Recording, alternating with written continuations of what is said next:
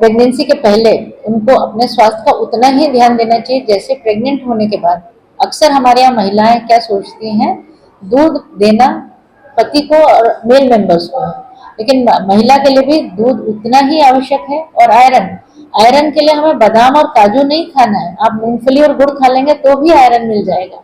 चने खा लें, काबुली जो चने बुटाने होते हैं वो भी आयरन का रिच सोर्स है। प्रेग्नेंट वुमेन से मैं जब भी पूछती हूँ तो बोलते हैं हम मैडम अनार और एप्पल खा रहे हैं। एप्पल, सेब फल, सेब नहीं बोलते हैं आजकल, एप्पल बोलते हैं। अब 200 रुपए किलो की चीज आपको क्या फायदा देगी, उतना ही केला और दूध भी दे देगा जो कंप्लीट फूड है। आपके दाल चावल की खिचड़ी भी बहुत अच्छी चीज है जो बहुत सुलभता से उपलब्ध है रखा है। ये बस सिकल सेल आए जब शुरुआती प्रेगनेंसी में या प्रेग्नेंट होने के पहले तो वो हमको भेजते हैं, तो हम उनको उस तरह से प्रिपेयर कर दें मेंटली काउंसलिंग करके। ये मैं खुद ही देख रही हूँ एक चीज। तो इसमें क्या है कि गर्भवती माताओं के लिए ये बहुत बड़ा वरदान रहेगा कि उनका बच्चा जो रहेगा उनके साथ तो रहेगा, होने के बाद मर जाए उससे बड़ा त्रास तो मेरे हिसाब से कुछ भी नहीं हो सकता। ये सब चीजें निःशुल्क है उनके लिए, यहाँ पर हमारी हर चीज निःशुल्क है, डीएनए जांच भी निःशुल्क है, एमनियोसेंटेसिस भी निःशुल्क है, यानी सब चीज हम उस वे में कर रहे हैं। जो मध्य प्रदेश सरकार से हमने रिक्वेस्ट की है कि इंदौर में एक आईवीएफ सेंटर चालू किया जाए, उसका प्रपोजल बना के भेज चुके हैं।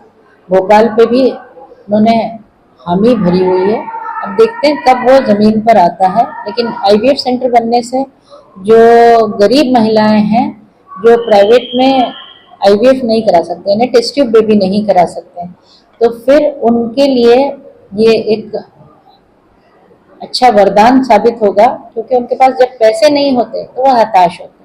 और हमने देखा है कि बहुत सारे अपने यहाँ पर मरीज आते हैं जिनको आईवीएफ की जरूरत होती है जो कम बजट में हो। तो इसको किसी तरह सरकार के जैसे रोशनी प्रोजेक्ट था तो इसमें लिंक करके इनका भी आईवीएफ का खर्चा ये ना उठाते हुए सरकार उठा ले तो बहुत ज्यादा मरीजों का भला हो जाएगा। 10% करीब अनएक्सप्लेन इनफर्टिलिटी होती है, उनमें से करीब 5-1%, 100 में से 5% तो आईवीएफ और आईयूआई के लिए जाना पड़ता है। तो ये बहुत अच्छा हम लोग ने प्रपोजल भेजा है। दूसरा प्रपोजल जो हमने भेजा हुआ है, जो हमारे पास सैंक्शन होकर सीट्स आ गई हैं, 2 सीट्स आ गई हैं। एफएनबी डीएम के बराबर होता है, पोस्ट ग्रेजुएशन एमएस एमडी के ऊपर की डिग्री रहती है।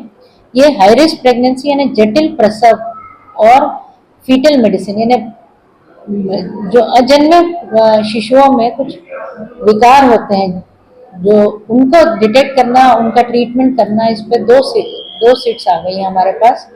सरकार की तरफ से बस इन सीट्स का हमको स्टाइपेंड चाहिए तो ये हमारे यहाँ क्रियान्वयन हो जाएगा। ये इंदौर का नाम नेशनल पोर्टल पे दिखता है कि हमारे पास इसकी 2 सीट्स आ गई है। तीसरी चीज जो हमने यहाँ पर चालू की है प्रोजेक्ट के रूप में, वो है सिकल सेल एनीमिया। अक्सर आपने देखा होगा सिकल सेल एनीमिया, थैलेसीमिया के बच्चे रहते हैं, उनमें बोन मैरो ट्रांसप्लांट, बार बार हमको उनको ब्लड ट्रांसफ्यूजन देना रहता है। सिकल सेल डिजीज हो जाए तो बच्चे जी नहीं पाते हैं, पेरेंट्स के लिए बड़ी दुख बड़ी चीज होती है, बच्चा आया और बच्चा गया। तो हमने एक एनजीओ के साथ मिलकर ये प्रोजेक्ट उठाया है कि सिकल सेल ट्रेट, जिसमें से 2 क्रोमोसोम के बजाय एक ही क्रोमोसोम जो सिकल सेल का रहता है, अगर पति पत्नी दोनों को ट्रेट हो तो सिकल सेल डिजीज का बच्चा होने के चांसेस 25% हो जाता है। तो हम उनको ये सब जो मरीज हैं उनको ट्रेस करके पिकअप कर रहे हैं और उनके बच्चों की अंदर की क्रोमोसोम की जांच करा रहे हैं, डीएनए टेस्ट करा रहे हैं। अगर सिकल सेल डिजीज है तो हम उनको टर्मिनेट करने का वो बोल रहे हैं, क्योंकि बच्चा ज्यादा दिन नहीं जिएगा। और जो सिकल सेल डिजीज है उसका सिकल सेल ट्रेट के साथ शादी होने से मना कर रहे हैं। कपल्स के जैसे आदमी हैं उनको हम कह रहे हैं आप नहीं शादी करें, क्योंकि वो जो बच्चा होगा वो 50% चांस रहेगा उसका सिकल सेल डिजीज होने का, 75%, बहुत ज्यादा। इसमें तो अगर डिजीज है तो 100% डिजीज हो जाएगी अगर मदर को ट्रेट है, तो इसलिए बेटर है कि वो नहीं करें।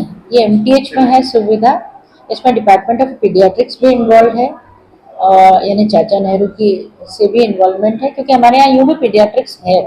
ये सिर्फ यही 2 डिपार्टमेंट कर रहे हैं और हमारा एक उसमें से पिकअप करके यहाँ पर जैसे बड़वानी में भी बोल रखा है हमने, धार में बोल रखा है कि आपके पास सिकल सेल आए जब शुरुआती प्रेगनेंसी में या प्रेग्नेंट होने के पहले, तो वो हमको भेजते हैं।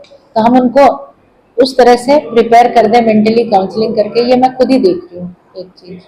तो इसमें क्या है कि गर्भवती माताओं के लिए ये बहुत बड़ा वरदान रहेगा कि उनका बच्चा जो रहेगा उनके साथ तो रहेगा, होने के बाद मर जाए उससे बड़ा त्रास तो मेरे हिसाब से कुछ भी नहीं हो सकता। अगर सिकल सेल डिजीज आ गया तो बच्चा पूरा तकलीफ में ही रहेगा, और हम उसको जल्दी पता लग जाए तो हम टर्मिनेट ही कर देते हैं, कंसेंट से टर्मिनेट कर देते हैं, तो उनको वो त्रास से बचते हैं। और इसीलिए हम जल्दी चाह रहे हैं, और ये सब चीजें निःशुल्क है उनके लिए। यहाँ पर हमारी हर चीज निःशुल्क है, डीएनए जांच भी निःशुल्क है, एमनियोसेंटेसिस भी निःशुल्क है, यानी सब चीज हम उस वे में कर रहे हैं। सिकल सेल मध्य प्रदेश सरकार ने स्क्रीनिंग टेस्ट कंपलसरी कर रखा है, कुछ जिलों में तो बहुत अच्छे से कर रखा है, बाकी हम लोग स्क्रीनिंग टेस्ट करते हैं। इनका इलेक्ट्रोफोरेसिस जो टेस्ट है वो थोड़ा महंगा है, कहीं कहीं उपलब्ध है, हमारे पास उपलब्ध है, और उसमें हम लोग करते हैं। वो भी हम कुछ ही केसेस में कर पाते हैं क्योंकि महंगा टेस्ट, वो हम वो जो एनजीओ के साथ कर रहे हैं इसलिए उनके साथ कर रहे हैं। हम लोग जो इसार के कल प्रेसिडेंट आए थे तो उनसे ही बात कर रहे थे, पहले 100 मिलियन होता था नॉर्मल इंसान में, अब 40 मिलियन हो गया। तो ये अपने आप ही काउंट खराब हुआ शायद। और जैसे पहले मेनोपॉज लेट होता था, अब जल्दी होने लग गया, अंडे पहले खत्म होने लग गए औरतों में, तो शायद कहीं ना कहीं इसमें हमारा जो खान पान है मेरे हिसाब से नंबर 1 वो है। पेस्टिसाइड्स का यूज बहुत बढ़ गया है, हमारे ज्यादा प्रोड्यूस करने के चक्कर में स्वास्थ्य खराब हो रहा है। दूसरा जो हम चीजें खा रहे हैं जरूरी नहीं है कि स्वास्थ्यवर्धक है, हमारा जो खान पान है वो बहुत वेस्टर्नाइज्ड हो गया है, तो इन सब चीजों का फर्क पड़ा है। ताजा खाना ऑलमोस्ट खत्म हो गया है क्योंकि पति पत्नी दोनों कमाते हैं, तो वो एक बहुत अलग वाली चीजें आ रही हैं, तो डेफिनेटली फर्क तो पड़ा है। सब लोग शादी भी लेट कर रहे हैं, आदमी भी, लड़का भी और लड़की भी, तो ऑटोमेटिकली उनका प्रोडक्टिविटी रेट कम हो गया है। जो मैं पढ़े लिखों की बात कर रही हूँ, जो उन्हीं में ज्यादा पाई जाए। हमारे यहाँ तो सारे पूरे इंदौर डिस्ट्रिक्ट से अभी हाल आप देख रहे थे, मांगीलाल चूरिया और पीसी सेठी सबसे यहाँ आती है। हमारे यहाँ सोनोग्राफी बिल्कुल निःशुल्क है और सारे जिले से लोग आते हैं उनके पास सोनोग्राफी कराने, तो वो बहुत अच्छा किया है उन्होंने, जो उन्होंने उनका सोनोग्राफी का जिन जगहों पर नहीं हो रही उन वो जगह जाके 108 में भेज रहे हैं उनको। महिला को कुछ नहीं करना है, पैसा भी नहीं देना है, सरकार दे रही है। ये बहुत अच्छी योजना चालू की है। और अभी तो एक और प्रोजेक्ट किया है, जैसे मातृ मृत्यु दर कम करने के लिए एक IHAT करके ऑर्गेनाइजेशन है, हैंड होल्डिंग कर रहा है। जिले पूरे चिन्हित कर लिए हैं हमारे पूरे इंदौर डिस्ट्रिक्ट के, सभी जगह हम लोग जाके उनको मेंटरिंग कर रहे हैं कि भाई आपको ये इस तरह करना है। आप पीपीएच सेव कर रहे हैं तो आप उसका जो गोल्डन आ रहा है उसके पहले आप वहां से यहाँ भेजिए, क्योंकि आने में 1 घंटा लगता है। तो मरीज जब पता है वहां नहीं बच सकती तो वहां टाइम वेस्ट मत करिए, उसको तुरंत भेजिए। और अगर आपको पता है कि पीपीएच इस पेशेंट में होएगा तो हमें प्रेगनेंसी में भेज दीजिए, हम बचाएंगे। माँ को बचाना परम यानी नंबर 1 कर्तव्य है। और मैं इस मैटरनल मोर्टेलिटी रिडक्शन में बहुत सालों से, आई थिंक अब तो शायद 20 साल से मैं कोशिश में हूँ। एक और एनजीओ के साथ जो यानी उधर एम्स के डॉक्टर्स आ रहे हैं, खुद प्रधानमंत्री उसमें इन्वॉल्व है, उसमें भी जुड़े हैं। उसमें खरगोन डिस्ट्रिक्ट ली है, और खरगोन में क्योंकि बड़ा फैला हुआ और पहाड़ी इलाका है भगवानपुरा और ये, तो इनको लेके इन सबके भी हम लोग ट्रेनिंग कर रहे हैं। और यहाँ के डॉक्टर CHC, खाली DH नहीं, CHC तक हम लोग उनको ट्रेन कर रहे हैं। और इन लोग से हम ग्रुप्स बना लिए, व्हाट्सएप ग्रुप, उनसे डायरेक्ट उनको क्या किया। जैसे कल एक उन्होंने बेबी भी, इसमें मात्र ही नहीं शिशु के लिए भी है, जो बॉर्न होता है अर्ली न्यूनेट, उनके लिए भी ट्रांसपोर्टेशन के लिए कौन सी एम्बुलेंस से भेज रहे हैं, क्या भेज रहे हैं, ये सब हमने अपने आइडियाज भेजे कि वो जाके अक्सर एम्बुलेंस शॉपिंग के लिए निकल जाती, वो ना होते हुए डायरेक्ट हमारे पास आए, कितने बजे निकली एम्बुलेंस, ड्राइवर का भी फोन नंबर हमारे पास आया ताकि हम पूछ सके। सुमन हेल्प डेस्क है, इसमें जो भी रेफर करता है उसको लिख के भेजना है हमको कि हम इसको रेफर कर रहे हैं, क्यों रेफर कर रहे हैं। हम कह रहे हैं आप भले ही आपको लगे कि वो यहाँ के नॉर्मल लेबर हो जाए, लेकिन मरीज को हमारे पास भेजिए। यहाँ हम यानी प्रोएक्टिव होके कह रहे हैं कि आप भेजिए ताकि मरीज माँ की मृत्यु ना हो। तो ऐसे करके हमने बहुत सारे प्रोजेक्ट्स भी ले रखे हैं जिसमें हम चाह रहे हैं कि इन्फेक्शन रेट भी कम हो, माँ भी बचे, और उनकी सारी सोनोग्राफी हो, ताकि अगर गर्भस्थ शिशु में कोई बीमारी है, अनुवांशिक विकार है, तो वो पहले निकल जाए, ताकि माँ को हमेशा स्वस्थ बच्चा हाथ में। प्रेगनेंसी के पहले उनको अपने स्वास्थ्य का उतना ही ध्यान देना चाहिए जैसे प्रेग्नेंट होने के बाद। अक्सर हमारे यहाँ महिलाएं क्या सोचती हैं, दूध देना पति को और मेल मेंबर्स को है, लेकिन महिला के लिए भी दूध उतना ही आवश्यक है। और आयरन आयरन के लिए हमें बादाम और काजू नहीं खाना है, आप मूंगफली और गुड़ खा लेंगे तो भी आयरन मिल जाएगा। चने खा लें, काबुली जो चने बुटाने होते हैं, वो भी आयरन का रिच सोर्स है। प्रेग्नेंट वुमेन से मैं जब भी पूछती हूँ तो बोलते हैं हम मैडम अनार और एप्पल खा रहे हैं। एप्पल, सेब फल, सेब नहीं बोलते हैं आजकल, एप्पल बोलते हैं। अब 200 रुपए किलो की चीज आपको क्या फायदा देगी, उतना ही केला और दूध भी दे देगा, जो कंप्लीट फूड है। आपके दाल चावल की खिचड़ी भी बहुत अच्छी चीज है, जो बहुत सुलभता से उपलब्ध है। ये खाना खाएं। फोलिक एसिड कंसेप्शन के पहले चालू कर दें, फ्री में सारी आंगनवाड़ी तक अवेलेबल है, हर आशा कार्यकर्ता के पास अवेलेबल है, उनसे लेके खा लें। कोई भी ऐसा नहीं कह सकता आपको कि आप ये नहीं दें, भले आप प्रेग्नेंट हो ना प्रेग्नेंट हो, ये खाएं, इससे खून बढ़ता है, ये बहुत अच्छी चीज है। प्रेगनेंसी के बाद अक्सर सारी दवाइयां बंद कर देते हैं, वो सोचते हैं अब नहीं खाना, हमें सिर्फ दलिया और गुड़ पे रहना है क्योंकि हमारी सास ने कहा यही खाना है। पानी अजवान वाला पीना और इतना इतना पीना है, नहीं, आप पानी खूब पेट भर के पी सकते हैं, सादा पानी भी पी सकते हैं।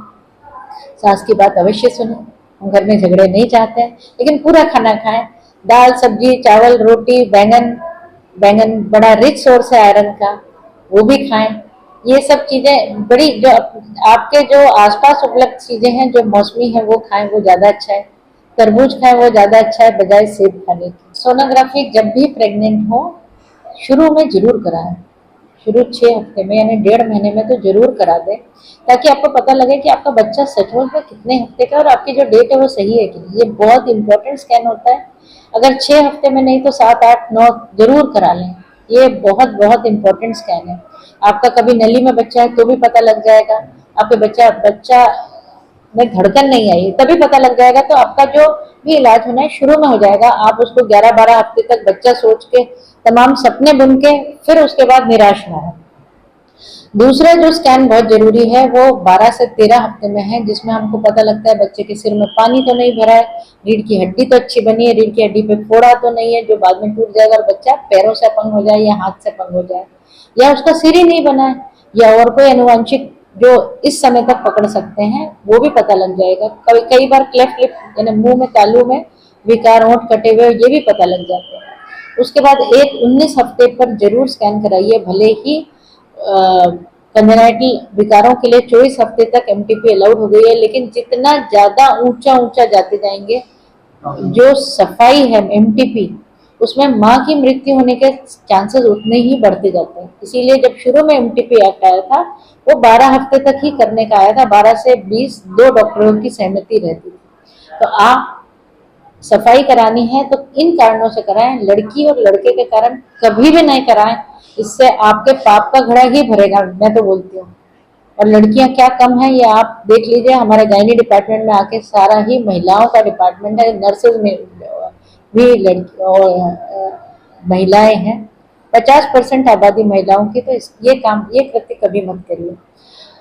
इसके बाद 19 हफ्ते के बाद 28 हफ्ते पर एक सोनोग्राफी जरूर कराइए कि आपका बच्चे का ठीक से बढ़ रहा है कि बढ़ाई यानी बच्चे में कुछ ग्रोथ रिटार्डेशन यानी उस अनुपात में ग्रोथ नहीं हो रही है, बढ़ नहीं रहा है जितना होना चाहिए। 36 हफ्ते पे भी एक सोनोग्राफी कराइए। ये 4 सोनोग्राफी तो जरूरी है जो आपको मस्ट है, और आपको वैसे सरकार कहती है 4 बार दिखाना है, लेकिन आप कम से कम जितना हो सके 10 बार दिखाएं। आपकी आशा आंगनवाड़ी से ब्लड प्रेशर जरूर नपवाएं, अपना हीमोग्लोबिन जरूर चेक कराएं, अपनी जांचें जरूर चेक कराएं। भले ही आपने कहीं प्राइवेट में दिखा रखा है उससे चेक करवाइए, उससे नोट कराइए। कई बार पता लगा प्राइवेट की रिपोर्ट गलत है और आशा आंगनवाड़ी ने सही कर लिया, तो आपके पास डबल चेक है, आप जांचें जरूर कराइए, टेटनस का इंजेक्शन जरूर लगवाइए। ये बहुत इंपॉर्टेंट चीजें हैं जो आपको और आपके बच्चे को प्रोटेक्ट करेगी। मैं डॉक्टर सुमित्रा यादव, मैं एमजीएम मेडिकल कॉलेज और एमटीएच अस्पताल में प्रोफेसर और हेड ऑफ ये डिपार्टमेंट ऑफ स्त्री रोग विभाग में विभाग प्रमुख हूँ, प्रोफेसर हूँ और अभी इस अस्पताल में एमटीएच अस्पताल की प्रभारी हूँ।